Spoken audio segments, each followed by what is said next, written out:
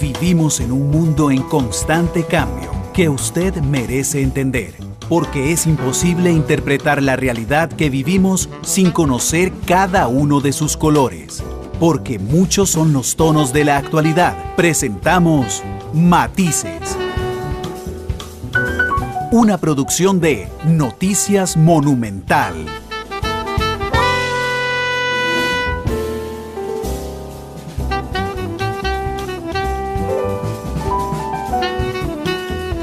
Hola, ¿qué tal? Buenas tardes, bienvenidos a Matices, este espacio de Radio Monumental, que es una producción del Departamento de Noticias, en el que analizamos los temas que son noticia en Costa Rica y en el mundo. Gracias por estar con nosotros en estos primeros días de enero. Les recuerdo que nos pueden escuchar en vivo en radio 93.5 FM, nos pueden escuchar en internet, monumental.co.cr, en CR Móvil, que es nuestra aplicación celular, nos pueden observar en vivo en Facebook Live a través de la cuenta de Noticia Monumental, en Twitter, en @monumentalcr. Este programa lo pueden observar esta noche a las 8 en Canal 2 y lo pueden volver a escuchar a las 9:30 a través de Monumental. Hoy es un programa pregrabado con algunos jefes de fracción y la presidenta de la Asamblea Legislativa hablando sobre las expectativas legislativas para este 2019. Doña Carolina Hidalgo está a mi izquierda, la presidenta de la Asamblea Legislativa. Bienvenida, ¿cómo le va? Gracias, Randa. Un gusto estar aquí de nuevo.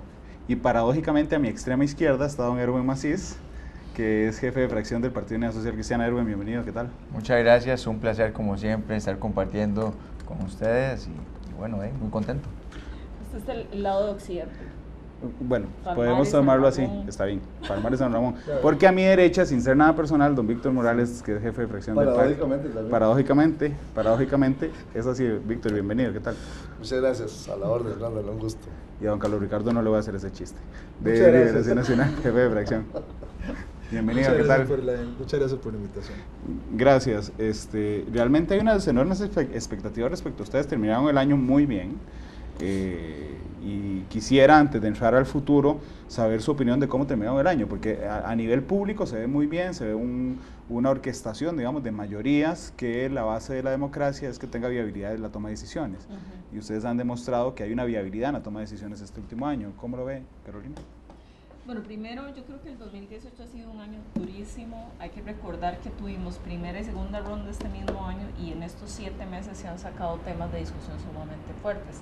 Puede ser que tenga que ver con una consecuencia justamente de lo complejo y difícil que fue el proceso electoral y que hay una voluntad y un deseo de construir y sacar un poco adelante los temas, sobre todo porque la discusión tal vez en proceso electoral se enfocó en 2 temas en concreto y tenemos todos conciencia de que la agenda va mucho más allá de eso y en esa línea empezamos a trabajar. Entonces quizá puede ser una consecuencia y por supuesto que hay una nueva generación en la Asamblea que lo ha demostrado con datos y no solo con el discurso.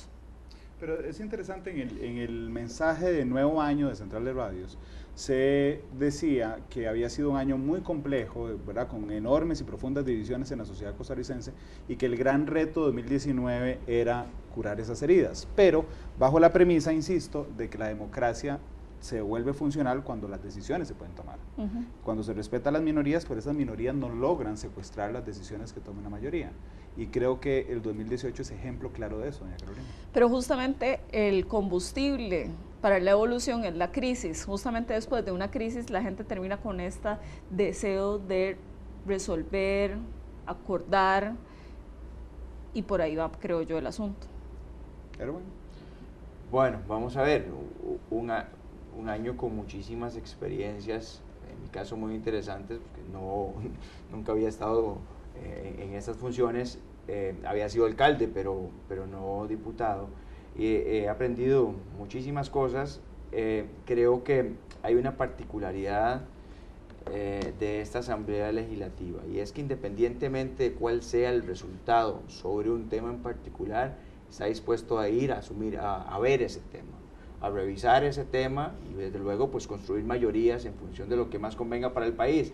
Es decir, no ha habido ese cálculo, digamos, político ante temas complejos, y eso es muy importante, porque aunque en algún momento no hacerlo políticamente correcto tenía, digamos, un resultado para la gente negativo, En este caso más bien creo que puede ser contrario, creo que la gente más bien puede ser que esté contenta o satisfecha o al menos tranquila de que la Asamblea va caminando con temas que se han pospuesto por muchísimos años.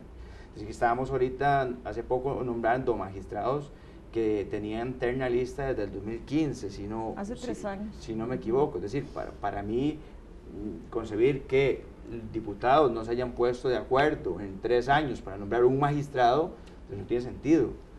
Y ese tipo de acciones son las que han marcado diferencia en la composición de esta Asamblea Legislativa, compuesta por personas también con experiencia y con madurez y con sapiencia, y también con gente joven que viene también a aportar. Entonces hay una mezcla muy interesante. Yo creo que los resultados son bastante buenos y yo estoy muy satisfecho. Yo fui descortés por grabar el programa. ¿Quieren café? Porque es que ya a esta altura dije yo quiero café. Agua. ¿Don Erwin? Sí. Eso es hacerlo al aire. ¿Sí, café? Sí, café. Sí, absolutamente. ¿Don Víctor? Gracias. Don Jorge, aunque estamos grabando, usted me hace el favor y nos pide... ¿Quieren café? No. Nos piden 4 cafés y un agua.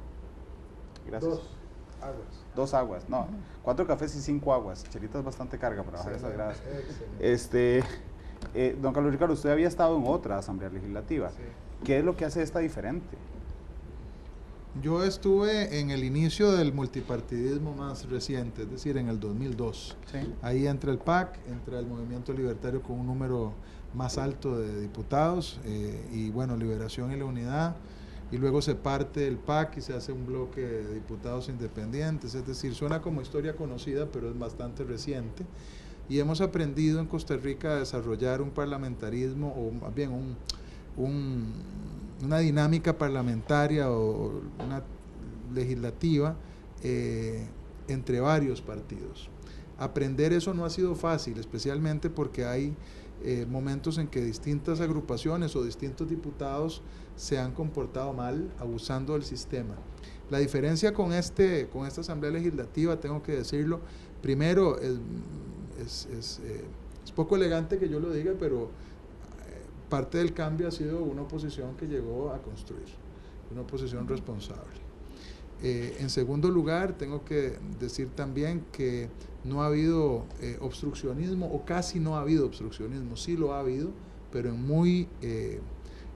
una dosis muy baja. Y tercero, el oficialismo, y yo creo que tuvimos un gran acierto cuando planteamos que fuera el Partido Acción Ciudadana, el partido de gobierno, el que tuviera la presidencia el primer año, y ellos la acertada decisión de que fuera Carolina, lo que también ha generado un movimiento en positivo, que además esa fracción del PAC ha entendido los retos y ha aceptado con una gran dosis de tranquilidad, madurez y yo diría de humildad, la ayuda y la actitud responsable de la mayoría de la oposición. Es que ya fueron gobierno, además. Sí, claro, ya fueron gobierno y lo están siendo de nuevo, y entienden perfectamente que de su actitud depende mucho que la oposición siga siendo una oposición constructiva. Y entonces creo que nos hemos juntado todos para hacer una labor que probablemente la mayor parte de la gente no estaba previendo, que pudiéramos hacer una labor tan positiva en tan corto tiempo. Yo era un incrédulo, lo admito. Claro, y no lo culpo, porque además, imagínese, yo estoy seguro que Erwin podrá contar sus propias historias dentro de su partido, pero yo le cuento las mías. Afortunadamente nuestra fracción ha sido respaldada por gente muy consciente, muy responsable, y en todos los niveles del Partido de Liberación Nacional, pero ha habido un grupo de Liberación Nacional no menor ni despreciable para nada, de compañeras y compañeros que estaban convencidos de que la labor de Liberación Nacional es a patadas, a oponernos, a decirle que no a los proyectos, especialmente a los proyectos impopulares, y que se llevara el diantre no solo al gobierno sino al país.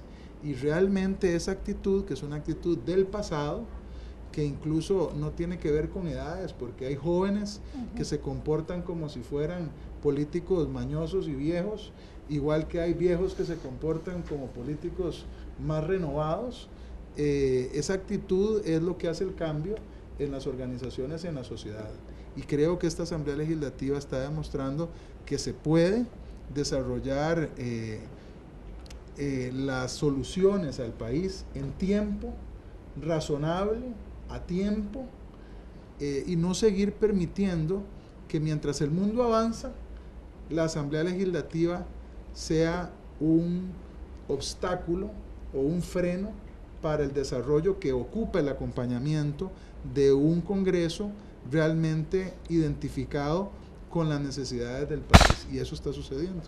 Pero en su caso a mí me llama mucho la atención porque analizando el proceso de comunicación del gobierno de la República tuvieron una indiscutible vocera en el tema fiscal desde lo técnico, que es doña Rocío Aguilar, pero efectivamente el gobierno de la República adoleció de un vocero político respecto al tema del plan fiscal, y cuando había que abordar, no sé, le voy a poner un ejemplo, los sindicatos decían, no es cierto porque el déficit fiscal se cura solo combatiendo la evasión. Entonces uno medio de comunicación iba y le preguntaba a doña Rocío, pero cuando el ataque era político y no técnico, ¿verdad?, te quedabas sin voceros en algunos momentos. Estaba en algún momento don Rodolfo Pisa, después bajó un poco el perfil, y usted en algunos momentos fungió, siendo el jefe de fracción de la oposición, del grupo de oposición más grande, fungió casi como el defensor político del proyecto fiscal. Eso es muy poco común. ¿Qué logró que eso pasara? Mis convicciones, yo no creo en esconderse cuando uno cree en algo. Cuando fui ministro de la presidencia en el gobierno de doña Laura, fui el vocero político del oficialismo y de la reforma fiscal. Y ahora como jefe de bancada del partido de oposición más grande, que estaba convencido entonces y siguió convencido ahora de que se necesitaba una reforma fiscal, yo no me podía quedar callado. Hay gente que dice, y aquí le voy a contar una infidencia, la hemos discutido a lo interno, hay gente de mi partido que primero dijo que no había que votar la reforma fiscal. Cuando los convencimos de que sí, dijo que había que votarla, pero esa no, otra. Como nadie salió con otra, porque eso era estrictamente demagógico, nos dijeron, bueno, sí, pero ¿por qué no la votan en silencio? Carlos Ricardo, no seas tan vocal, no la defendás, ¿verdad? Y yo les explico, miren, si nosotros desde la oposición y desde un liderazgo sano de oposición no defendemos la reforma fiscal y todo aquello en lo que creemos, sencillamente no pasa. Porque si uno no defiende los proyectos de ley en los que cree para evitarle, en el caso fiscal, al país un caos económico que le hubiera hecho daño profundo a este país, pero especialmente a la gente que menos tiene, y al asalariado, y a la gente de clase media también que tiene sus deudas en dólares. Si nosotros no éramos vocales y no defendíamos esta reforma, se iba a caer, y el problema no era solo del gobierno. Ese es un mal enfoque. Con el gobierno tenemos diferencias y hemos llevado a algunas personas que son relevantes, importantes y queridas para el gobierno a la extrema crítica y a comparecer en el Congreso para interrogarlos. Doña Epsi fue una de ellas. Estoy seguro que don Alberto Salón fue otro, igual que estoy seguro que el expresidente Solís Rivera habrá sido otro, que por decisión del PAC probablemente no hubiera estado ahí. Y sin embargo hemos tratado de hacer un balance y de encontrar un control político que también sea responsable y no charlatán, y no proponer medidas que son irresponsables, sino en todo sentido comportarnos como una oposición responsable, moderna, que ataca problemas en particular, puede atacar políticas públicas con las que no estemos contentos, pero eso no quiere decir que vamos a sacarle los ojos al país por hacerle un daño al partido que está en el gobierno. Creo que si podemos ascender a un nuevo nivel todos los partidos políticos y tener madurez, de que no importa si estamos en gobierno o estamos en oposición, nuestra primera responsabilidad es con el país, y que estamos también dispuestos a construir con el que esté ahí al frente en el gobierno, a este país le va a ir mejor. Las cosas electorales las arreglaremos de otra forma, discutiremos nuestras diferencias ideológicas, nuestras diferencias con respecto a proyectos o a las condiciones personales del candidato o la candidata a la presidencia, pero eso no tiene que ver con destruir en el Parlamento al partido que esté en el gobierno. Don Víctor, yo siempre lo he conocido a usted como un importante negociador. Si hay algo que me consta es que usted es un conciliador de posiciones, y me parece que el gobierno, entendiéndolo así al arranque del periodo legislativo que vamos a terminar en mayo, pues usted lidera, digamos, la fuerza oficial que logra concretar con una oposición responsable como la de don Carlos Ricardo y la de don Erwin, siendo o no siendo la fuerza más importante del Congreso, logra todas las metas que se ha propuesto en términos del problema más urgente que tenía, que era el tema fiscal. Bueno, muchísimas gracias por la oportunidad de compartir esta mesa.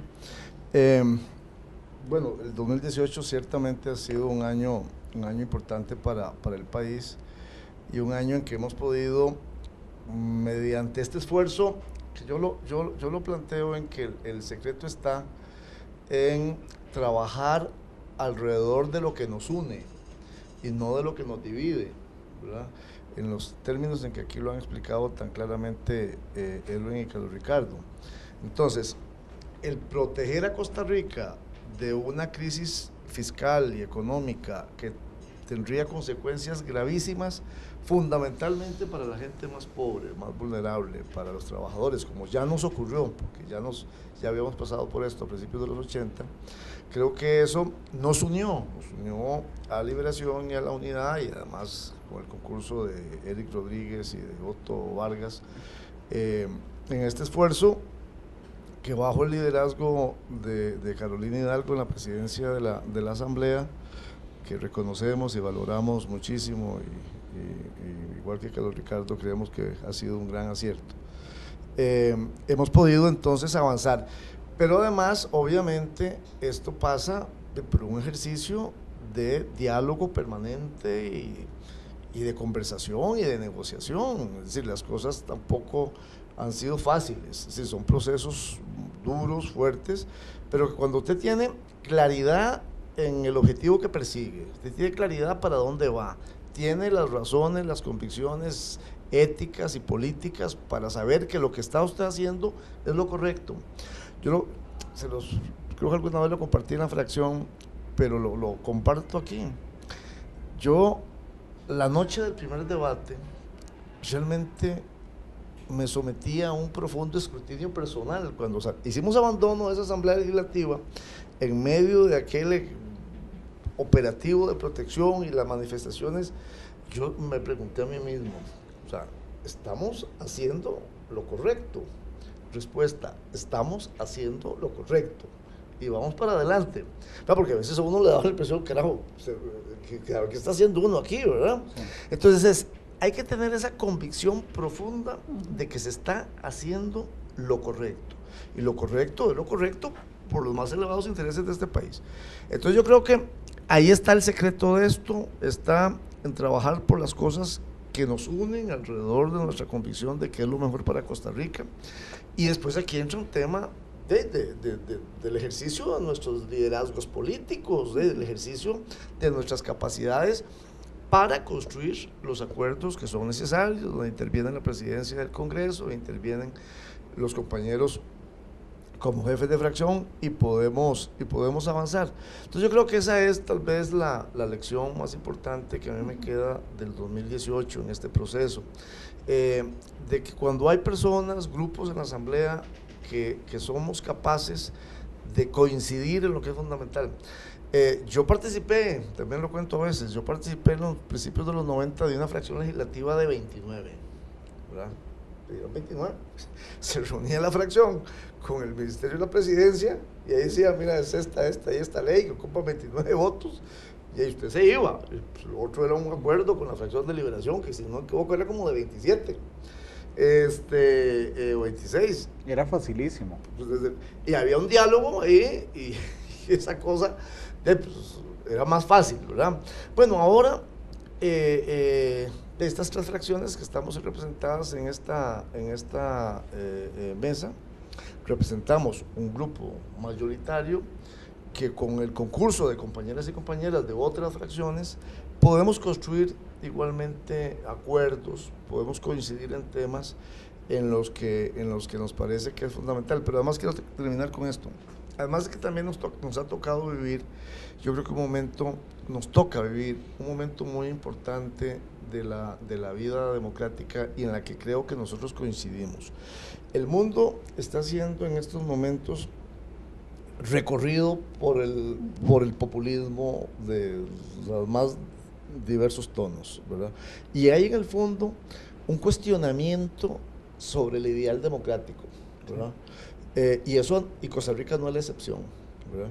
Entonces yo creo que nosotros tenemos una tarea, y a mí me alegra mucho cuando en las conversaciones con Edwin, con Carlos Ricardo y con otros compañeros en la asamblea, creo que estamos entendiendo el momento en que estamos viviendo. O sea, que más allá de nuestra pertenencia a un partido político en particular, nos une la defensa y la promoción del ideal democrático. Y eso hay que cuidarlo, o sea, eso hay que cuidarlo, porque si no lo cuidamos, en cualquier momento aquí hay cualquier populismo, cualquiera, que se hace con la presidencia de la República o con el control de las instituciones de la democracia. Entonces, un grupo de diputados y diputadas de fracciones legislativas que estén persuadidos de que hay que fortalecer la institucionalidad democrática, y eso se hace cumpliéndole a la gente, eso se hace honrando los compromisos.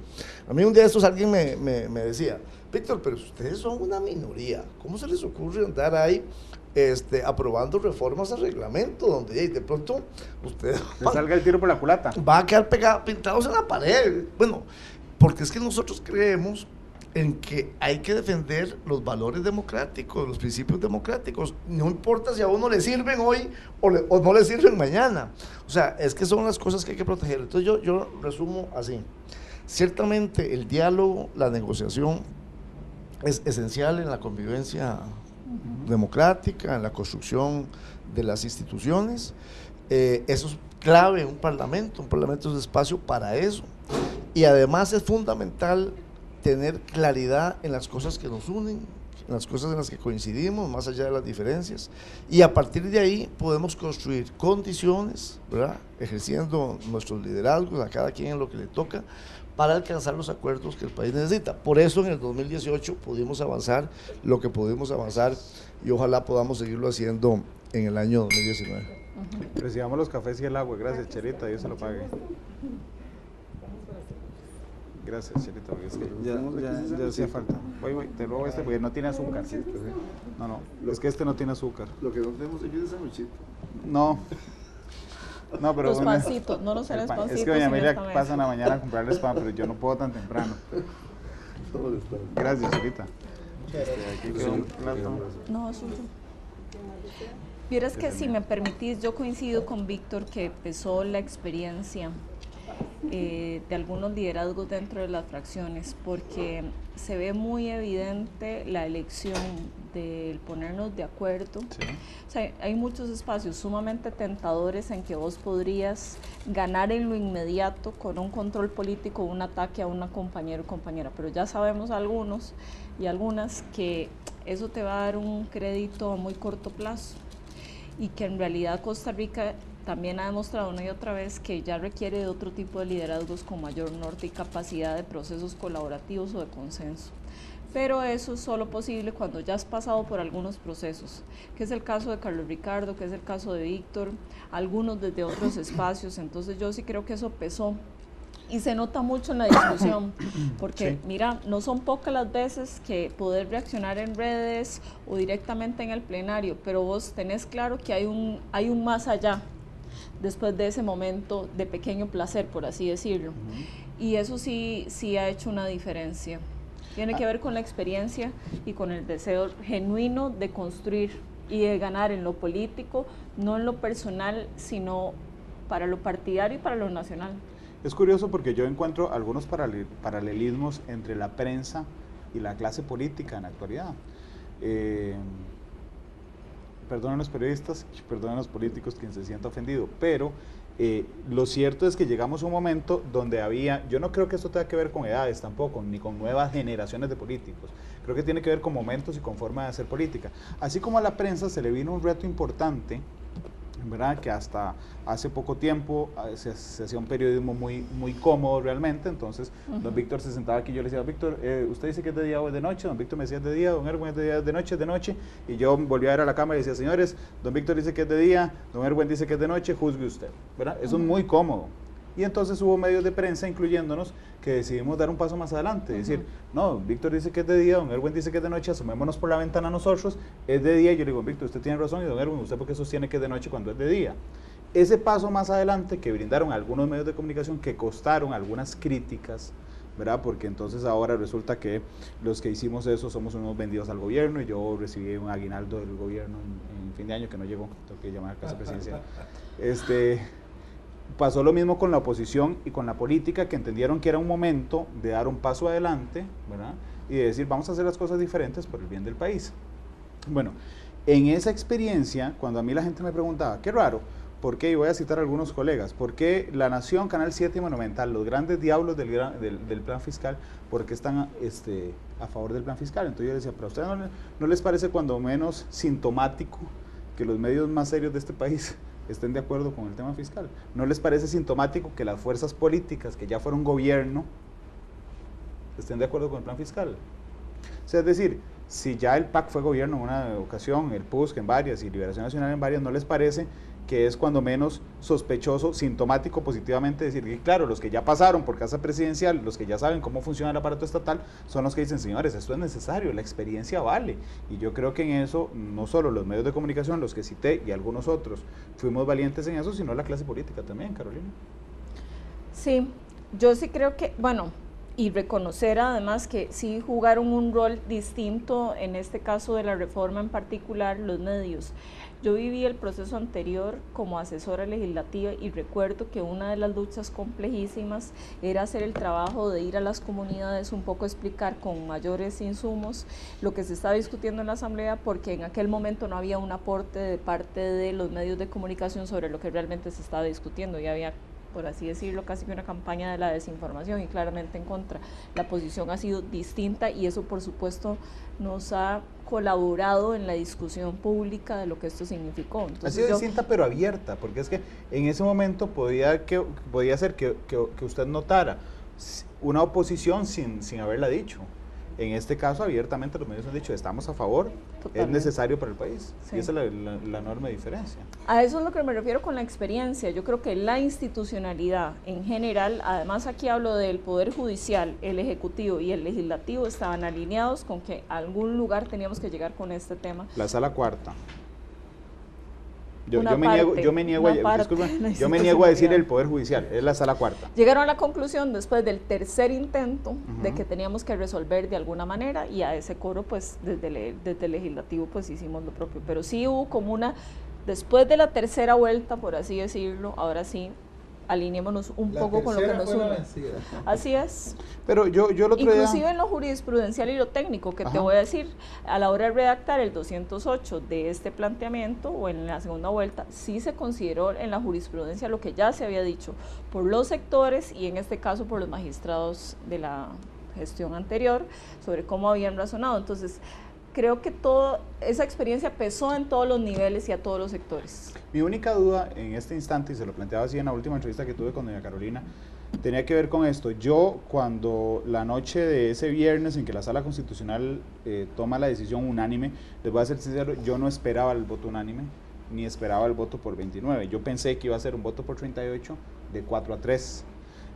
Y entonces yo dije, por Dios, este gobierno tiene el panorama más idóneo del que se ha planteado durante los últimos años, y aprovechan, y de un momento a otro la huelga negativa se convirtió en un elemento positivo, porque yo decía, si aprovechan el momento, se lo planteó doña Carolina el otro día, uno puede decir, mira, tenemos a la Sala Cuarta unánime 7 magistrados diciendo sigan adelante, tienen 34, 35 votos, ¿verdad? Entonces inmediatamente podían decir, bueno, listo, plan fiscal, ¿qué más viene difícil? Por ejemplo, empleo público. Yo siendo gobierno, la verdad, hubiera hecho esto, hubiera dicho, bueno, entremos en el empleo público de una vez, en la huelga que está activa, porque tenía 82 días de huelga en ese momento, aprovechemos los 82 días que tiene ya, ¿verdad? Y entonces discutámoslo, aprobémoslo de una vez, no se van a ir a huelga en vacaciones, por Dios, eso solo pasa en Francia, aquí no va a pasar, entonces ya venían las vacaciones, tendríamos a esta altura o a inicios de enero el tema de empleo público aprobado, aprovechando el momento.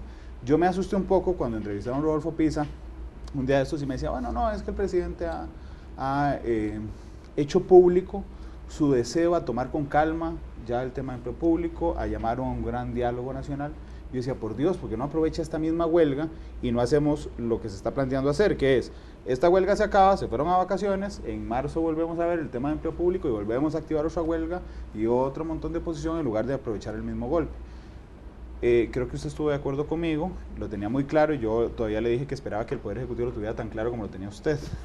Don Erwin, usted siente que el Poder, comparte conmigo y siente que el Poder Ejecutivo debería de haber aprovechado este momento de impulso para aprobar todo lo complicado que pasa. Sí, sin duda. Pero no lo hizo, ¿verdad? No, siento que no lo hizo. Bueno, se comprometieron a verlo en el primer trimestre, ¿verdad? Que eso fue una de los compromisos que tuvimos en la última reunión con el presidente. Ahora, ¿cuándo se iniciará? Espero que lo antes posible. Pero aquí hay, vamos a ver, 3 temas importantes de todo el comentario que hiciste. La primera es que tal vez vale la pena hacer el ejercicio, por lo menos en la imaginación, que hubiese pasado si Liberación y la Unidad hubieran establecido una oposición, digamos, oposición por oposición, es decir, contraria. O sea, ¿qué hubiera pasado con el país, el PAC con 10 diputados y con un gobierno, digamos, articulado entre gente mayormente del PAC con alguna gente de la Unidad? O sea, el país estuviera paralizado. Ese ejercicio mentalmente es importante hacerlo, porque la Asamblea Legislativa ha puesto un músculo importantísimo en la conducción del país. Si no hubiéramos entrado en esos consensos, Liberación y la Unidad, a respaldar la fracción del PAC, que era de 10 solamente, el país estuviera paralizado. Y eso es un punto importante. Gracias a Dios no va en esa línea y pudimos superar. Lo segundo, entonces, que esto me lleva es a indicar que se rompió un paradigma, y el paradigma es que la oposición en la Asamblea Legislativa no debiera trabajar por ser oposición, sino en la línea de la construcción. Y en la línea de la construcción me gustaría ver, ese ejercicio hay que visualizarlo ahora, no hacia atrás, sino hacia adelante, cómo van a actuar las próximas composiciones de la Asamblea Legislativa. Si van a continuar, digamos, con este escenario que se marcó en este periodo, de querer ayudar, de querer aportar entre todos. ¿Te referís al otro año? No, me refiero a la próxima asamblea, a la próxima composición de los próximos diputados, porque es importante, digamos, visualizarlo desde ya. El país sigue, nosotros terminamos dentro de 3 años y unos meses y el país seguirá, pero sí es importante entonces, habiendo superado el paradigma anterior, dejar sembrado una nueva visión. Y eso entonces me lleva a establecerle la última consulta que hizo Randall, es ¿qué tiene que hacer el gobierno o no? Yo respeto lo que hagan. Lo cierto del caso es que si a partir de algunas cosas que se han obtenido al día de hoy se ponen en una posición de confort y no aprovechan, gobierno no aprovecha, no visualiza que la Asamblea Legislativa quiere ir de frente con los temas, que está dispuesta a ir a esos temas, no sé el resultado, pero está dispuesta a ver temas complicados, si no aprovecha esa coyuntura, creería que no está haciendo una buena lectura de lo que es la Asamblea Legislativa en estos momentos. Y por eso entonces te doy la razón. Empleo público era un tema que tenemos que entrarle ya. Es decir, yo les adelanto algo que está pasando en estos momentos. Los asesores de nosotros están en la Contraloría General de la República viendo salario único y viendo empleo público, porque la Contraloría es una de las instituciones que al día de hoy tiene salario único, y creería que es el marco referencial que podríamos tener de base para poder operar lo que viene en esa materia. Es decir, y ahorita empezaban a las 9 hoy en la Contraloría en una capacitación para conocer qué es lo que han hecho y cómo lo han hecho, y impregnarnos si el modelo es exitoso. Entonces sí, Randall, la lectura es que el gobierno... Que sí tiene que aprovechar. Sí, claro. La cosa es si lo están aprovechando. ¿Usted nota que lo están aprovechando? Yo tengo ese temor fundado. Tibio, ¿verdad? Sí, Tibio. yo no estoy tan seguro. Y ahorita hablo con doña Carolina, don Víctor, de esto. Don Carlos Ricardo, ¿usted cree que están aprovechando el momento? Primero me devuelvo un poco para decir que comparto su comentario con respecto, digamos, a que en el aprendizaje y en la voluntad de contribuir con el país hemos crecido no solo en los partidos políticos, sino también en otras organizaciones, desde la prensa igualmente. Hubo medios de comunicación que tan solo pocos años atrás en el gobierno de doña Laura golpeaban durísimo al gobierno por tratar de pasar una reforma fiscal con elementos casi idénticos a los que acabamos de aprobar, y esta vez lo planteaban desde una perspectiva distinta. Pienso que en aquel momento hubo desconocimiento de algunos aspectos tributarios, particularmente me parece que faltaba entender qué significaba el IVA, el impuesto al valor agregado, y cómo impacta la renta también. No llamarle un impuesto regresivo solo por llamarlo, cuando tiene un efecto progresivo gigantesco, pero no me meto en eso. Comparto su comentario, enhorabuena. Ojalá que parte de la cultura nacional, de la cultura política, fuera sancionar el obstruccionismo, fuera sancionar la irresponsabilidad fiscal, que la cultura nacional en lo político y en la prensa fuera calcular al que se opone por oponerse, que fuera sancionar a la demagogia y al populismo. Creo que entonces este país podría estar mejor vacunado desde una perspectiva de la institucionalidad democrática a la que se refería Víctor, y que a mí me parece que es central. Si hay un papel que nos corresponde jugar a las y los políticos cuando estamos vigentes o cuando tenemos un rol de alguna importancia, es cuidar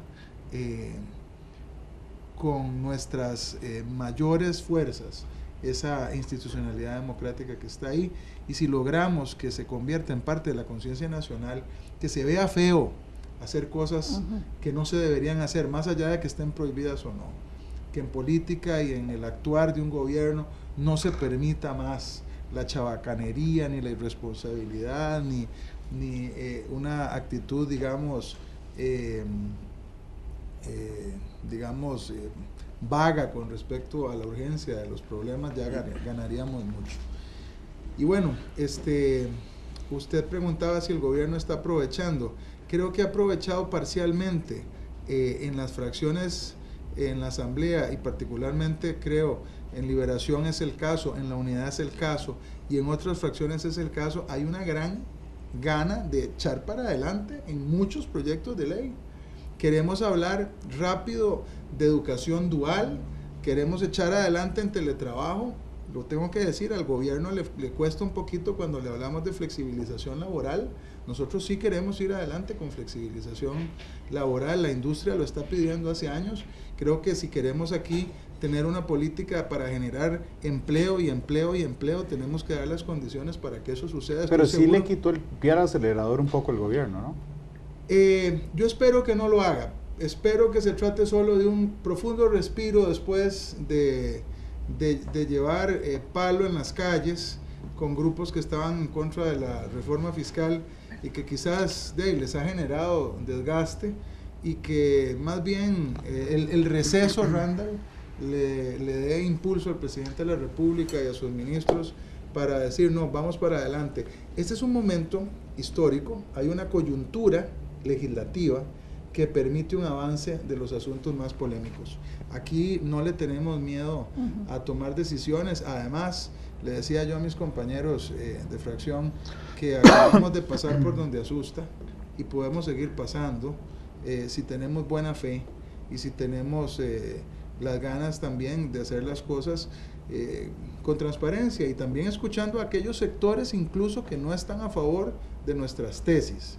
Creo que llevar adelante las discusiones, incluso en vía rápida, como lo hemos planteado recientemente, no quiere decir avasallar con nuestras posiciones a los demás. Podemos tener procesos para tomar decisiones que tomen en consideración aún a los más enconados opositores a los proyectos, siempre y cuando lo manifiesten de buena fe, y ojalá nos permitan brindarles los espacios en la Asamblea Legislativa y fuera de ella para que se expresen y propongan y pongan sobre la mesa sus ideas. ¿Se acuerdan de Costa Rica en el Mundial de 2014? ¿Cómo no? Okay, el impulso era tremendo, digamos, más allá de de Pinto y los jugadores y Navas volando. Realmente el momento que se vio era realmente impresionante. Si hubiéramos durado más tiempo contra Holanda, seguramente les ganamos y ganamos la semifinal. O sea, realmente venía muy fuerte. Con Ureña, que casi la pega ahí. Bueno, sí, Ureña no era santo medio opción, pero Ureña se mete en esta. Casi lo hace y nos llevamos por delante a Holanda. Aquí el detalle es que pensamos que ese momento de impulso iba a durarnos al otro mundial. Y cuando llegamos al otro mundial, no era así. O sea, el momento de impulso se había acabado. A mí, yo entrevisté en el último mes a don Rodolfo, entrevisté en el último mes a don Carlos, y a los dos les noté realmente la idea, don Rodolfo se la tira a don Carlos de hecho, de decir, no, suave, vamos a frenar un poco, a llamar a un diálogo social, y entonces en el diálogo social hablamos de dos temas que son tremendamente conflictivos: empleo público y el cambio a la reforma procesal laboral. El 208 bis que ustedes aprobaron recientemente contradice la tesis que yo estoy sosteniendo aquí, pero me parece que el gobierno sí ha quitado el pie bastante del acelerador, don Carlos. Creo que ellos, repito, usted es muy positivo pensando que es un respiro momentáneo. Es que fíjese que nosotros no vamos a dejar al gobierno que actúe con parsimonia. Si creemos que lo está haciendo, vamos a recordárselo. Yo confío también mucho en nuestra oposición responsable, que no solo consiste en decirle que sí a los temas positivos para el país que puedan provenir del gobierno. Es un tome y daca, y tiene que ver también con que nosotros no permitamos que el gobierno se siente a descansar. Esto está apenas comenzando. Estamos lejísimos de tener una situación económica como la que este país merece. Sí, por eso es lo que me preocupa. Apenas frenamos en el borde del abismo fiscal y no estamos lejos de él.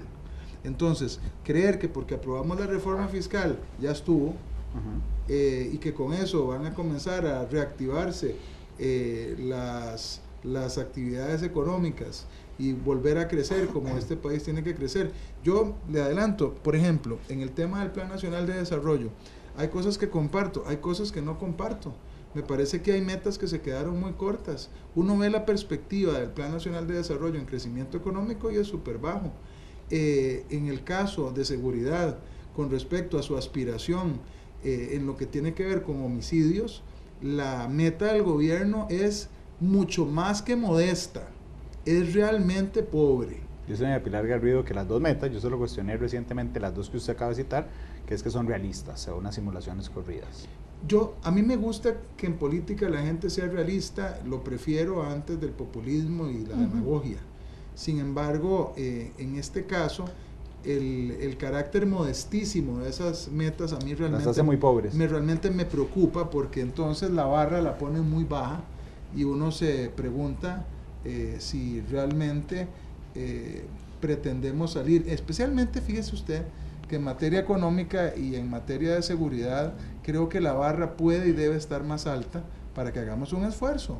Le hemos dicho al Poder Ejecutivo, eche para adelante, que aquí en la Asamblea Legislativa estamos para trabajar en pro del país con los temas complicados. No se conformen, y yo realmente es un tema que lo conversaré en su momento, como lo estoy haciendo aquí de manera pública y con dos personas que son cercanas y queridas del presidente de la República, como son doña Carolina y don Víctor, que están aquí sentados. Lo haré directamente con el presidente de la República. En el caso de seguridad, lo haré con el señor ministro de Seguridad. Me parece que pusieron la barra muy bajita y así no vamos a poder salir adelante. Vea lo que está sucediendo. En general, la delincuencia común está haciendo de las suyas. Ya no solo se trata de un tema de atacar el crimen organizado, que por supuesto que hay que atacarlo, pero la delincuencia común están volviendo a matar con una gran facilidad a una persona porque va caminando con un celular, y además tiene un impacto sobre la industria más dinámica que tiene este país, que es el turismo. Apenas comenzamos la temporada alta de turismo, van a venir cientos de miles de extranjeros entre diciembre y marzo.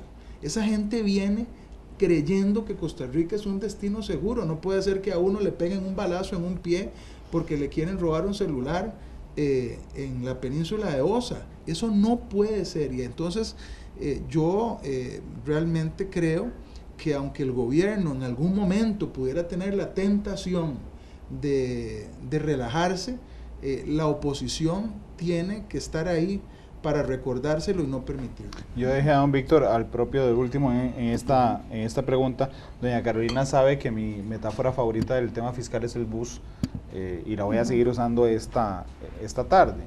Yo siempre decía que Costa Rica era un bus que iba sin freno, sin dirección, realmente muy maltrecho hacia un guindo, ¿verdad?, que era el guindo fiscal, y que algunos iban con cinturón de seguridad, otros iban guindados en la puerta, otros iban en el techo. O sea, realmente la posición de cada uno en el bus era muy complicada.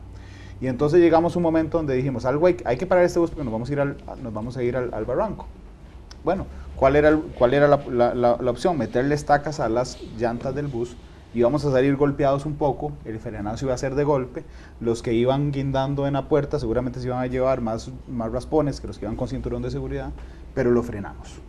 El plan fiscal es esa estaca en las llantas, logramos frenar de momento y listo, nos bajamos del bus, pero no podemos cambiar de bus, el bus sigue siendo el mismo. Lo que pasa es que hay que cambiar la dirección, poner los frenos y volverlo a arreglar. Don Víctor, yo lo que a veces siento es que todos nos bajamos del bus en algún momento, particularmente el chofer, que es don Carlos, y sus ayudantes, que es el gabinete, se bajaron y están tomando sol esperando un mejor momento para arreglar el bus. Eso es lo que yo no quiero que pase. Digamos que es como si no, bajemos, arreglemos el bus y vamos y sigamos sin irnos al barranco. ¿Usted comparte ese criterio conmigo de que han quitado el pie del acelerador, de que están tomando el sol, tomando agua mientras arreglan el bus? No comparto el criterio de que se bajó el chofer del bus y todo el mundo.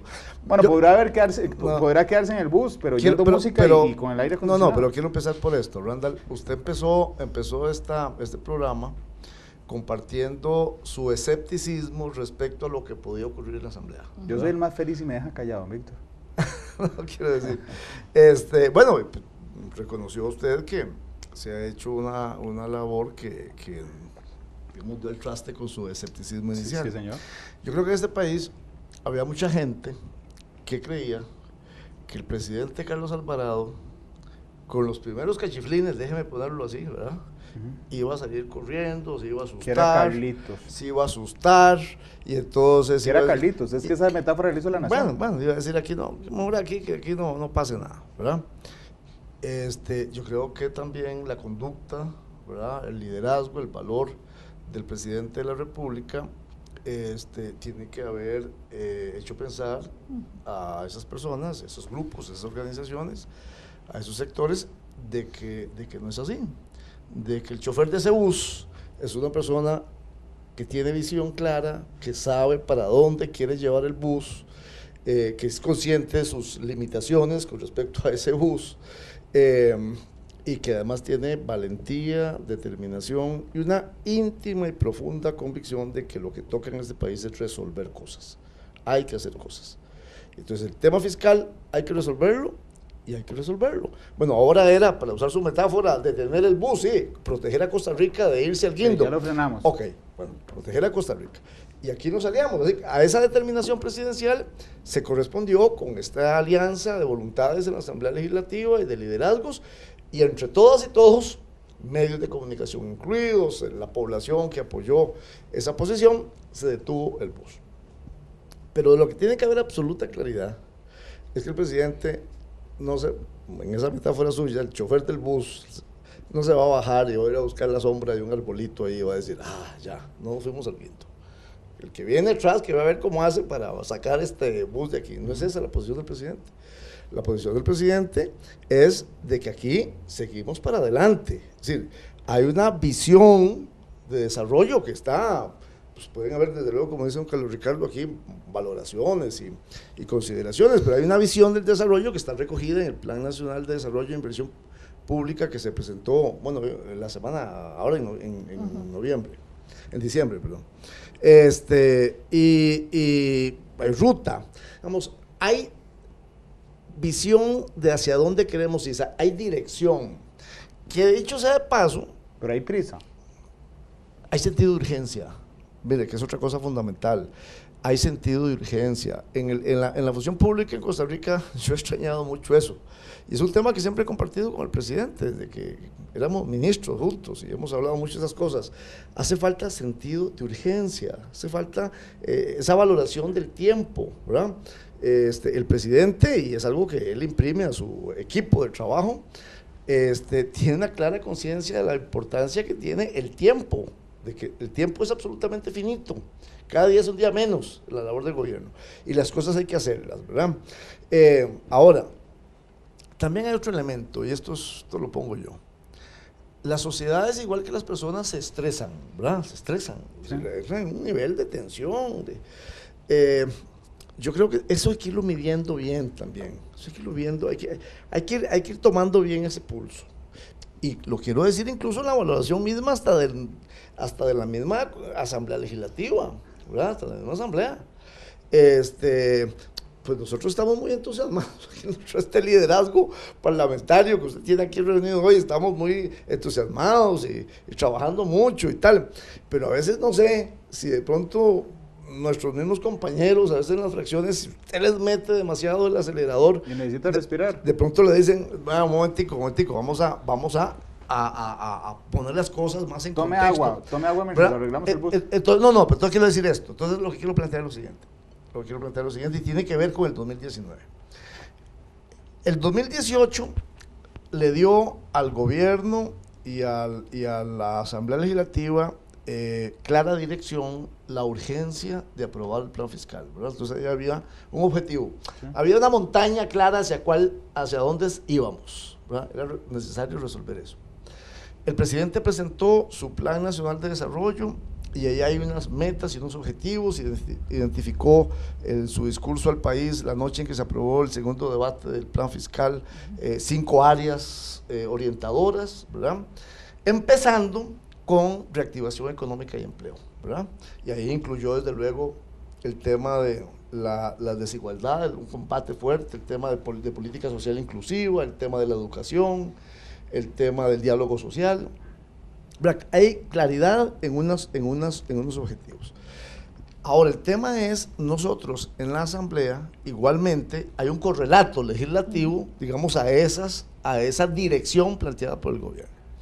En esas 5 líneas que presentó el presidente, lo que tiene que ver con reforma del Estado. ¿Okay?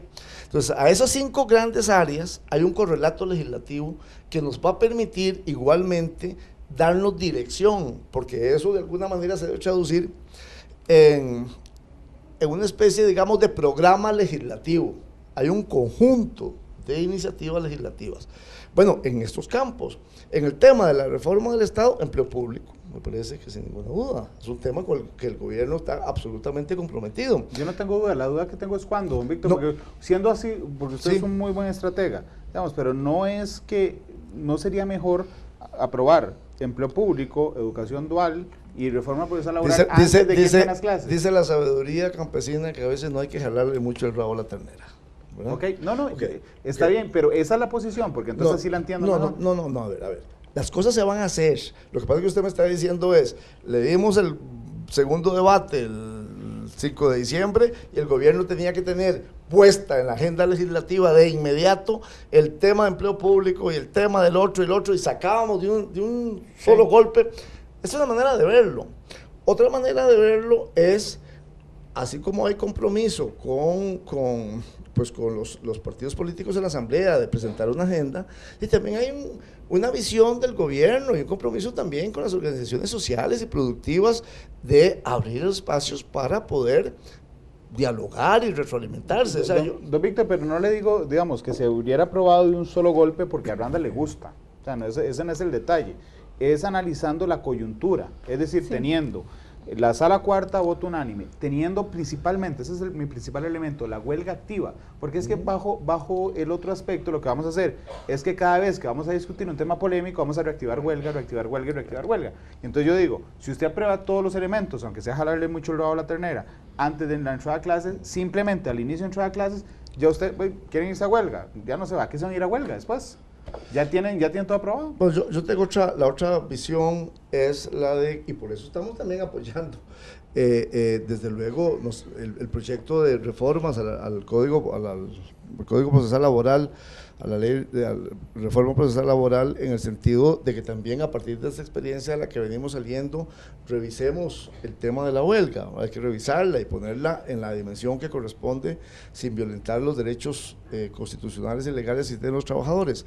Pero a lo que quería llegarle, y tiene que ver con el 2019, es que el 2019, así como le plantea al Ejecutivo una serie de retos y desafíos y tareas por cumplir muy claramente identificadas, también nos plantea a la Asamblea Legislativa retos y desafíos muy claramente identificados que pueden corresponderse también en lo que cabe, en algunos casos con los objetivos del Ejecutivo y en otros casos con las agendas que en la Asamblea Legislativa los partidos políticos tengamos. Entonces, en esa línea, temas de empleo público, temas de revisión institucional, o temas que tienen que ver con reformas legales como las que aquí hemos planteado, pero que todas en el fondo vayan orientadas a que en el año 2019, que no es un año fácil, que no es un año en que ya se resolvieron todos los problemas. En ese panorama va a venir huelga, cada uno de los proyectos que usted me ha dicho van a abordar, seguramente provocar una huelga. Bueno, ya lo veremos, tampoco las huelgas se generan con una determinada facilidad. Después de esta experiencia, sí. No sé, que también las organizaciones tienen sus propias dinámicas y sus propias culturas internas. Don Víctor, perdone que lo interrumpa otra vez, a lo que me refiero es que en esta ocasión lograron entender los grupos sociales que hacen lo que les da la gana. Y no es culpa del gobierno, es culpa de la legislación. Bueno, por eso precisamente tenemos que arreglar y reformar esa legislación, ¿verdad? Pero lo que quiero plantear es, número uno, para efectos de quedar claros con esto, el gobierno y el presidente tienen determinación y claridad de cosas que hay que resolver y atender y que se hacen en el marco de una sociedad como la nuestra, con sus fortalezas y sus debilidades, y que por otro lado en la Asamblea Legislativa igualmente tenemos el ánimo, la voluntad y la determinación de avanzar.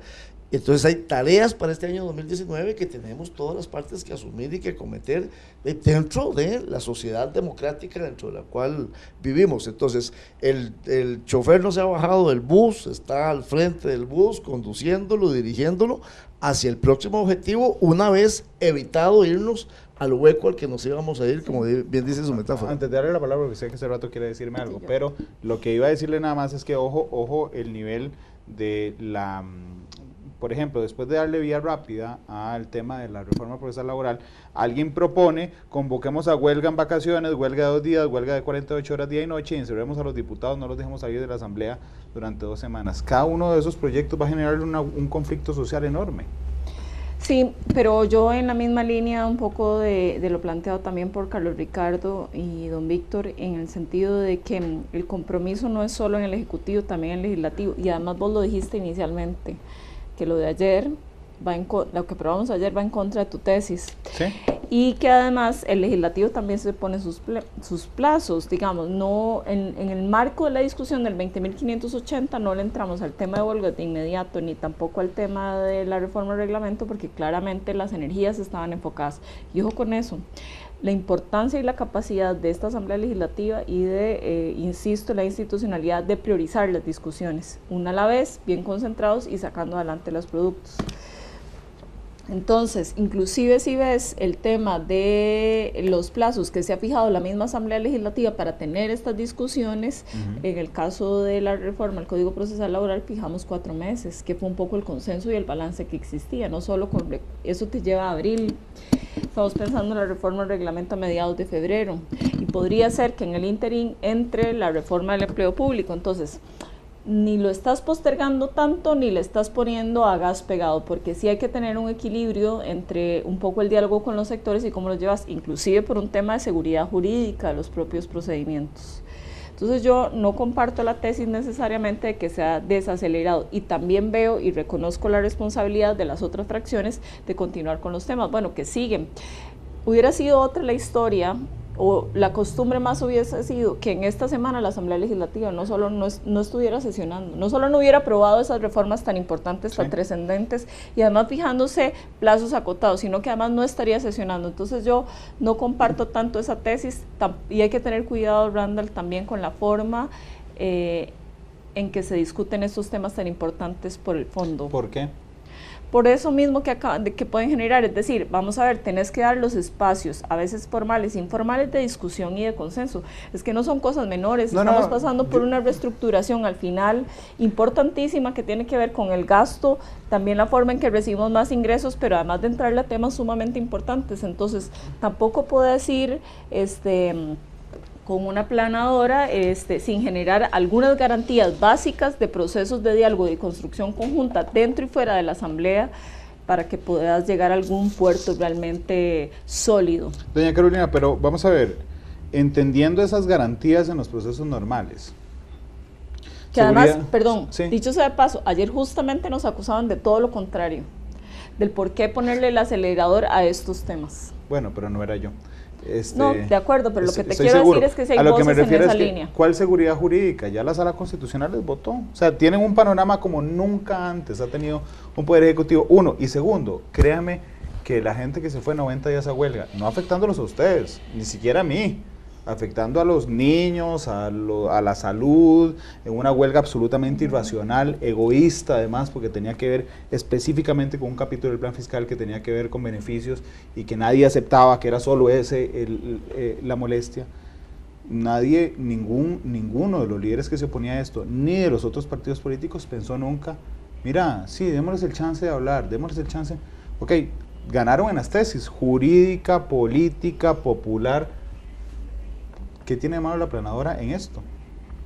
No, yo me refiero a la posibilidad de tener algunos intercambios, insisto, dentro de la Asamblea Legislativa y fuera. Solo en el tema de huelgas hay más de 4 iniciativas de diferentes fracciones, y si hay que tomarse el tiempo que me pareció. ¿Son estas?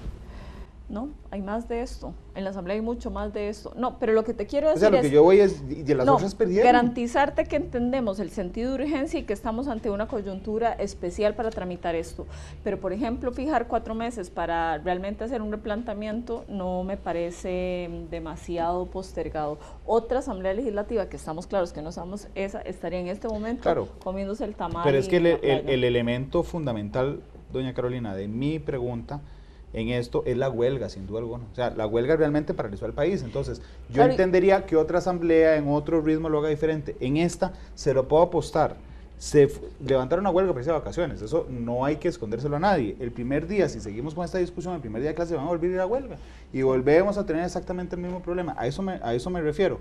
Porque entonces, si ganaron la tesis jurídica, la tesis política, porque tienen 35 votos, ganaron la tesis popular, arreglen el tema de la reforma procesal laboral y de la huelga con base en los 35 votos que tienen, porque los otros partidos que tienen las otras tesis ya perdieron, y la democracia es la viabilidad de las decisiones tomadas por la mayoría con respeto a las minorías.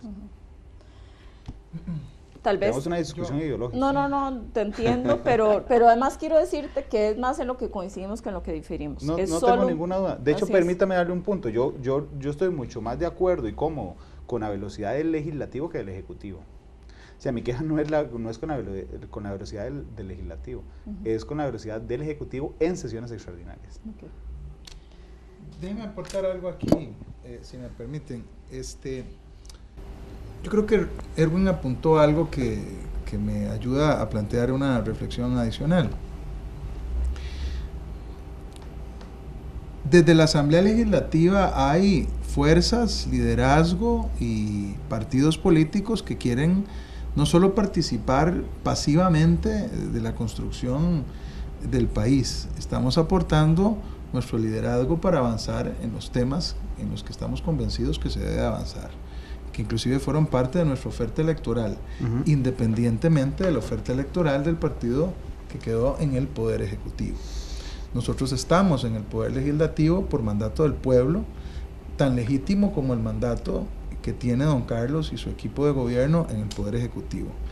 Y entonces, para que esto avance, tiene que haber comprensión del Ejecutivo, que desde la Asamblea Legislativa también queremos construir país y que no vamos a estar dispuestos a esperar únicamente lo que el gobierno envíe como si fuera solamente su responsabilidad. Aquí hay un deseo de llevar al país con una visión que nosotros compartimos con algunos grupos en una medida o en otra, y en algunos casos no compartimos del todo, pero tiene que haber espacio, porque hay una manifestación democrática que está reflejada en el Congreso de la República. Liberación Nacional no se metió a cogobernar con el Poder Ejecutivo, ni aceptamos su invitación en aquel momento para conformar un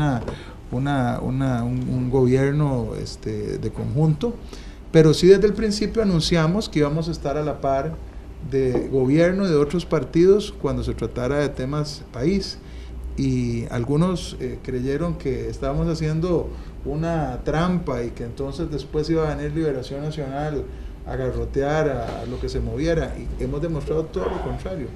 Estamos ahí para construir. Entonces, el mensaje me parece que tiene que quedar claro en ese sentido. Desde el legislativo vamos a conducir determinados procesos y de determinadas ideas, en donde esperamos siempre tener una afinidad con el gobierno como la que el gobierno encuentra recíprocamente en las fuerzas de la oposición para construir esa agenda. Y tengo también que decir esto, porque alguien lo dijo al principio del programa, y yo lo expreso de otra forma. Durante la campaña política, especialmente a partir de enero de este año, tanto para la primera ronda como lo que fue marzo y abril para la segunda ronda, los graves problemas del país, o los más graves problemas del país, quedaron invisibilizados. Los electores, digamos que no votaron esencialmente preocupados por la economía del país, por la inseguridad ciudadana, ni por la situación fiscal, ni sobre otros aspectos que tenían que ver con infraestructura u obra pública. Votaron por razones X que son respetables de una discusión que... ¿Votaron por si los gays se casan o no? Bueno, en buena parte, ¿verdad? Y creo que parte de lo que ha venido sucediendo en el Parlamento es que los partidos políticos hemos empezado a responder al país en sus graves y más complejos problemas, que no quiero decir que las discusiones que tienen que ver con el matrimonio de personas del mismo sexo sean menos importantes. Lo que quiero decir es que el electorado durante este año que termina se ubicó en un lugar, digamos, minoritario de la agenda nacional, es decir, en un lugar en donde solo se estaban discutiendo una o dos cosas, y dejó de lado gravísimos problemas que hay en infraestructura, seguridad, economía, etcétera. Y esto que estamos haciendo ahora entonces es venir a decir, bueno, nosotros llegamos a la Asamblea Legislativa porque nuestros electores, los de partidos como Liberación, La Unidad y otros, que quiero reconocer aquí antes de irnos la participación de otras fuerzas políticas que no están en esta mesa, pero que han participado. Y dentro del paréntesis hago otro paréntesis. En la votación para darle vía rápida al reglamento legislativo votaron 45 diputadas y diputados. Ese es el 80% de los diputados. Y en el de las huelgas votamos 47. Eso es más del 80% de los diputados. Y vaya el mensaje para esas fuerzas que andan tratando de hacer enredos y mentir, diciendo que queremos conculcar los derechos y que queremos desaparecer no sé qué salarios y un montón de, una colección de tonterías metemiedo típicas de algunos irresponsables líderes sindicales añejos. Y decirles que la Asamblea Legislativa señaló un norte y una vía rápida para un proyecto o varios proyectos que tienen que ver con las huelgas, con más del 80% de los diputados. Eso supera al PUSC, al PAC y a Liberación juntos. Eso quiere decir que se subieron a esa idea la inmensa mayoría. Solo 7 diputados se quedaron por fuera, y algunos de ellos porque no estaban en la Asamblea Legislativa ayer. Habiendo dicho eso, y vuelvo a esto, hay una representación parlamentaria de partidos políticos a los que nos respaldó el electorado, porque hablamos de extinción de dominio, porque hablamos de seguridad jurídica para desarrollar empresa, hablamos de teletrabajo, hablamos de educación dual, hablamos de reforma al reglamento, hablamos de flexibilización laboral, hablamos de reforma política también, que es importante pensar en eso. Y bueno, esos partidos políticos definitivamente no nos vamos a quedar solamente esperando si el Ejecutivo toma partida o toma iniciativa. Vamos a seguir teniendo una iniciativa y tratando de jalar respetuosamente, y en esa relación tan constructiva que hasta el momento hemos tenido, con el Poder Ejecutivo, pero el Legislativo definitivamente va a tener una orientación. Pero en esta coyuntura, ¿usted preferiría la aplanadora? Yo creo que las aplanadoras se terminaron desde hace mucho tiempo, desde que la Sala Constitucional incluso ha establecido parámetros. Y entonces actuar rápida y asertivamente no quiere decir pasarle la aplanadora a nadie. Cuando usted respeta el procedimiento legislativo, incluso con esa cosa que llaman vía rápida, que es una vía menos lenta nada más, porque el plan fiscal estuvo más de un año en la Asamblea Legislativa, eso en cualquier país, especialmente en algunos países europeos, se morirían de risa al escuchar que nosotros le decimos vía rápida a una cosa que para aprobar un plan fiscal dura un año. Pero en el caso de que nosotros apliquemos vías abreviadas y lo hagamos con el respeto a las reglas democráticas y a las minorías, eso no se llama aplanadora. Más bien quiero decirle, Randall, que ese tipo de conceptos los ha acuñado el extremismo de derecha y el extremismo de izquierda para disimular su obstruccionismo. Y para decir, es que ahí vienen las mayorías a pasar la aplanadora y no nos vencerán y iremos a la sala cuarta, y si la sala cuarta no les da la razón, es que la sala cuarta es corrupta o está coaligada con el poder político y económico del país, y ese montón de tonterías que uno tiene que escuchar de algunos labios. En este caso particular, trabajar con audacia en pro del país, aplicando la legislación, aplicando el reglamento, llevando a cabo una discusión ordenada que permita la manifestación de todas las partes y entendiendo que todos, absolutamente todos, somos minorías, unas más grandes que otras, vamos a poder construir rápido como el país merece, y no hay necesidad ni justificación para llamarle una aplanadora a eso en un sentido peyorativo. Eso quiere decir sentido de urgencia y trabajo en conjunto.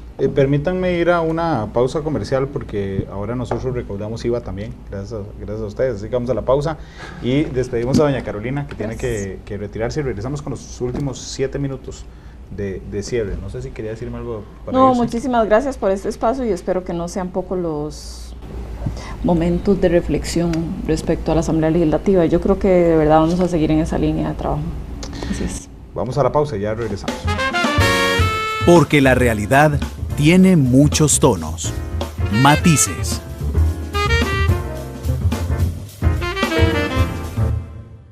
La actualidad, sus tonos, sus contrastes. Esto es Matices. Gracias por estar con nosotros en Matices. Despedimos ya a la presidenta de la Asamblea Legislativa, Carolina Hidalgo. Nos quedamos con los jefes de fracción de Liberación, el PAC y la Unidad Social Cristiana para cerrar este Matices. ¿Qué esperamos de 2019 en temas legislativos? Vienen las negociaciones normales del 1 de mayo, y yo creo que el tiempo le juega a favor en algo. Las elecciones municipales son hasta 2020 y realmente yo creo que es un acierto del gobierno y de la Asamblea plantear los temas más espinosos a inicio del periodo, porque usted se blinda, digamos, con los fuegos electorales.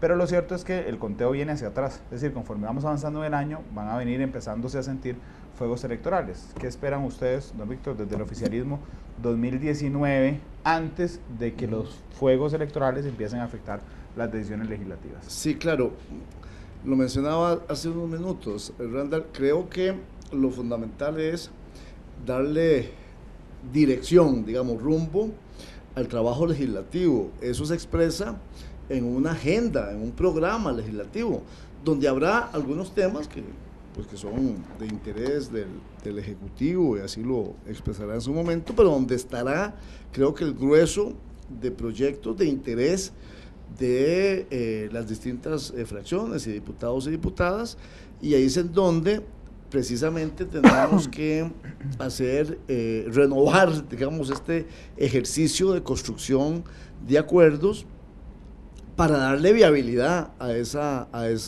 agenda o a ese programa legislativo. Creo que un elemento fundamental, así como en la segunda parte del 2018 coincidíamos en la tarea de evitar de proteger a Costa Rica de caer en una grave crisis fiscal y económica, y para eso pues coincidimos en apoyar el tema fiscal. Ahora en el 2019 un elemento articulador debería ser, y aquí lo hemos dicho, creo que quienes estamos en esta mesa, el tema de la generación de empleo en Costa Rica, de oportunidades de trabajo para la gente, y eso pasa por una agenda también de reactivación económica, de seguridad ciudadana, para que la inversión tenga condiciones para realizarse. Entonces, una agenda que articule proyectos tan fundamentales como el de la reforma del reglamento, que pareciera que es como una contribución fundamental en el 2019 a la reforma del Estado, pero que logre articular esta agenda de reactivación y empleo, ¿verdad? Que al final del 2019 miremos para atrás y podamos decir ciertamente se aprobaron estos y aquellos proyectos que en síntesis van a contribuir desde lo legislativo. Está la tarea que el Ejecutivo tendrá que hacer con sus instrumentos de política pública y los instrumentos que el marco legal le da actualmente, pero desde el legislativo hacer una contribución legislativa en esa línea. Y después, yo creo que hay temas de control político también importantes. Superado el tema de la aprobación del proyecto fiscal, yo creo que el tema de la evasión, el tema del contrabando, el tema de la elusión, son temas muy, muy importantes sobre los cuales hay que estar muy pendientes y muy de cerca de lo que haga el Poder Ejecutivo, de lo que haga las autoridades del Ministerio de Hacienda, para que con los nuevos instrumentos que se le han venido dando a la Administración Tributaria de Costa Rica podamos ser muy, muy eficientes en recaudar los impuestos, desde luego, pero también controlar la evasión y controlar el contrabando de una manera muy, muy importante. También viene la elección del 1 de mayo, que es fundamental. Sí. Supongo la nueva presidencia saldrá entre ustedes tres. Me refiero a fuerzas políticas, no entre ustedes tres individualmente. Creo que así debería ser, y que la integración del directorio del 1 de mayo, por una parte, tenga un nuevo reglamento a su disposición, y que además pueda ser producto de un esfuerzo de acuerdo y de construcción política que le dé gobernabilidad a la Asamblea, y que con una agenda y un programa como el que acabamos de mencionar podamos generar muy buenos resultados para el país a lo largo del 2019. Don Carlos Ricardo. Bueno, yo tengo que decir que mi visión con respecto al 19 es optimista, yo suelo serlo, a pesar de las dificultades que van apareciendo. Creo que el 2019 todavía permite un ejercicio, digamos, responsable, pero además fuerte, de proyectos de ley de impacto nacional para que las cosas caminen. Y en eso estamos apuntados. Me parece que la inmensa mayoría de los diputados tiene que ser un esfuerzo, como lo hemos llevado hasta ahora, un esfuerzo que considere la existencia de distintas fuerzas y respete esa existencia y también las diferencias que tenemos entre nosotros. No podemos darnos el lujo de descansar. Yo creo que el país, por mil razones, en donde todos hemos tenido responsabilidad de una forma o de la otra, ha dejado de lado la construcción de soluciones tanto en el campo legislativo como en la práctica del Ejecutivo, y no merece el país que paremos. El mundo ha avanzado mucho en algunos aspectos en donde Costa Rica se ha quedado. A mí me parece que es vergonzoso, sigue siendo vergonzosa nuestra realidad en materia de infraestructura, nuestras carreteras, la incapacidad para desarrollar más rápidamente los puertos, el tema de la falta de transporte público distinto y moderno, como es el tema del tren, es algo que nos ha dejado botados frente a otras naciones, incluso a otras naciones más jóvenes en su acontecer democrático o menos eficientes desde un punto de vista productivo. Nosotros no podemos seguir rezagados. Hay que hacer ese gran esfuerzo. En materia tributaria, quiero agregar a lo que dijo Víctor, o más bien adicionar o sumarme a lo que él dijo. El proyecto fiscal, el plan fiscal recién aprobado, le dio a este gobierno la posibilidad de cobrar los impuestos mucho mejor. Le permite aplicar un IVA que le va a dar trazabilidad a las operaciones de aquellos que dan servicios, que cobran por servicios, están en esa rama. También permite evitar la elusión, combate los paraísos fiscales, impide que se presten entre empresas de la misma familia para hacer creer que están generándose préstamos, no permite ir haciendo sociedades anónimas montadas y dispuestas para diluir el pago de los impuestos. Ahora vamos en un sistema de renta global, y yo creo que es justo que recordemos eso, porque le dimos al gobierno no solo la posibilidad de tener mayores ingresos por la vía del cobro de nuevos impuestos, sino más bien también por instrumentos que este gobierno, como ninguno otro antes, va a tener para cobrar bien los impuestos a todas las personas físicas y jurídicas que tienen que hacerlo. Dicho eso, Costa Rica puede el próximo año tener una asamblea legislativa que siga operando de manera exitosa, que acompañe todos los proyectos de ley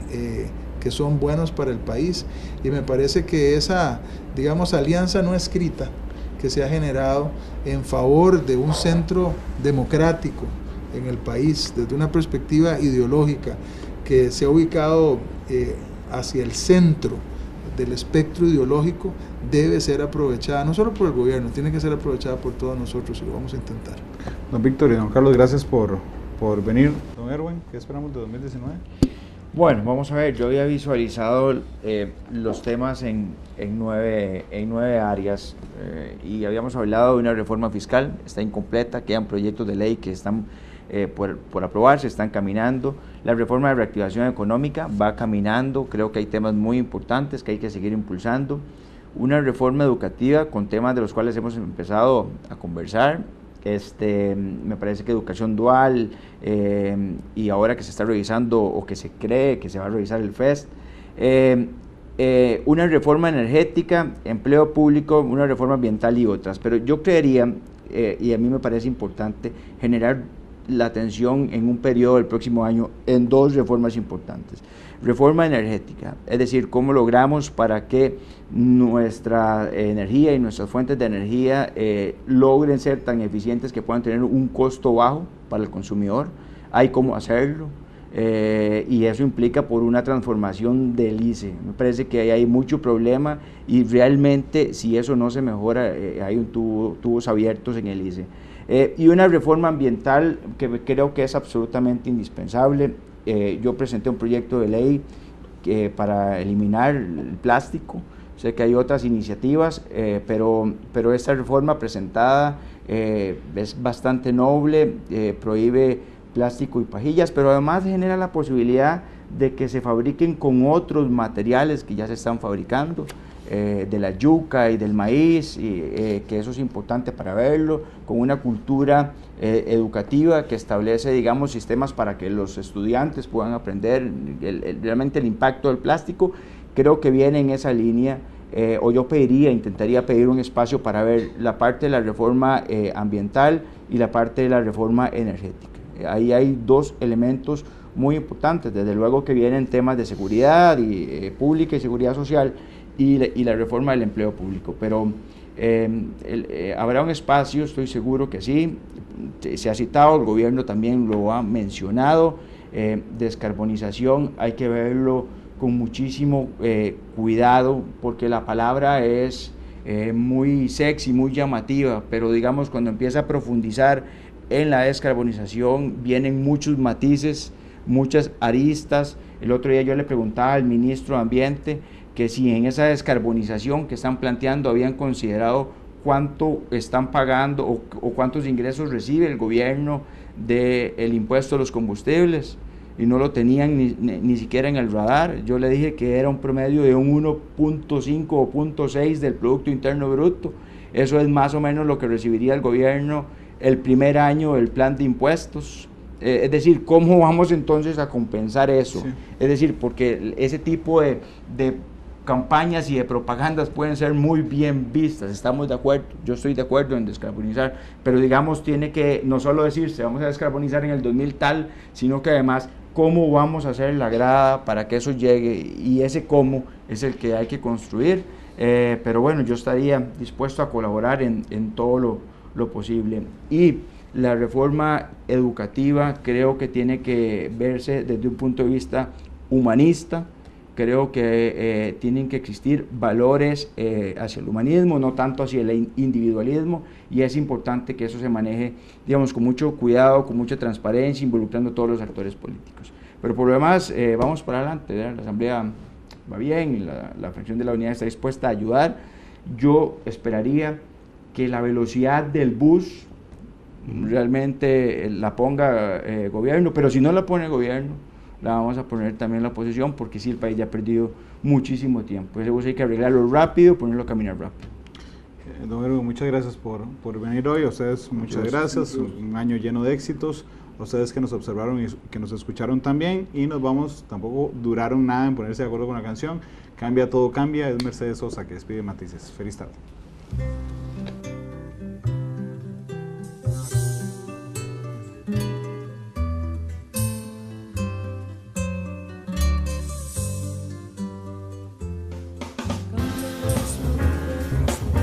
Todas las perspectivas, cada punto de vista.